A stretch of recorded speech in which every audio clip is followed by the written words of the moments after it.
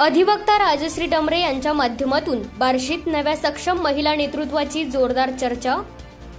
स्थानिक स्वराज्य संस्थांच्या निवडणुकांच्या पार्श्वभूमीवर शहरात महिला नेतृत्वाविषयीची चर्चा पुन्हा एकदा केंद्रस्थानी आली आहे। अनेकदा महिलांना राजकारणात संधी मिळते, मात्र निर्णय प्रक्रियेत त्यांचा सहभाग कितपत असतो यावर प्रश्न उपस्थित होतो।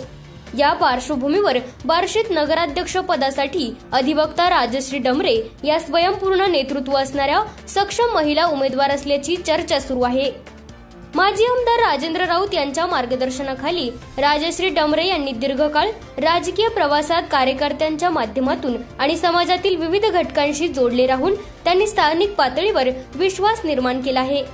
शहरातील पायाभूत सुविधा, स्वच्छता, रोजगार संधी, महिला सुरक्षा, युवकांना संधी आणि नागरिकांच्या मूलभूत हक्कावर त्या भर देतील असा नागरिकांना आशावाद आहे। सामाजिक कार्य, महिला हक्क, कायदेविषयी भक्कम जाण आणि नागरिकांच्या समस्या जाणून घेऊन त्यावर उपाययोजना करण्याची इच्छा या भूमिकेसह राजश्री डमरे यांनी स्वतःची ओळख निर्माण केली आहे। त्यांच्या कार्यात पारदर्शकता, प्रशासनाशी समन्वय, वंचित घटकांपर्यंत काम पोहोचण्याचा प्रयत्न आणि संवाद कौशल्य दिसून येते।